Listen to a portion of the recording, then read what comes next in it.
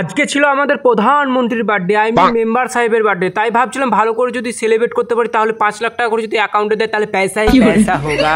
তারপর আমার গাড়ির দোস্ত পকেটে টাকা নেই, আবার পেট্রোল পাম্পে তেল ভরতে চলে এসেছে। তাই আমি বললাম দোকানে বোতলে ঝুলানো তেল ভরগা। তারপর 50 টাকা তেল পুড়িয়ে 10 কিলোমিটার দূরে চলে এসেছিলাম চা খেতে। তারপর বিল দেওয়ার সময় আসলে আমার গরিব বন্ধুরা বলে, দাঁড়া গার্লফ্রেন্ড ফোন করছে না তো মা ফোন করছে। তারপর 20টা বিরিয়ানি পার্সেল নিতে এসে বন্ধু বলছে ফ্রিতে বিরিয়ানি খাবে না, পকেটে টাকা না থাকলে আলকাতরা খাও ব্যাস আমাদের। ফ্রি বিরিয়ানি কেমন লাগলো? ফ্রি বিরিয়ানি।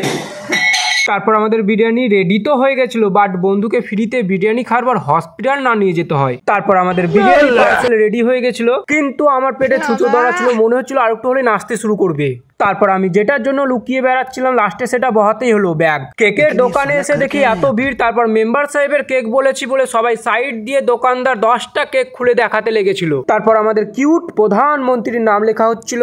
তারপর নাম লেখার পর আমার তো দেখে এক্ষুনি খেতে ইচ্ছে করছিল। আর তোমাদের কেমন লাগছে অবশ্যই কমেন্ট করে জানাবে। তারপর আমরা বাড়ির জন্য রওনা হয়ে গেছিলাম, কিন্তু হাসির কারণ বন্ধুর সামনে মাসে বিয়ে। আরে ইয়ার মজা করলাম। Happy birthday to you, happy birthday dear Sagar, happy birthday.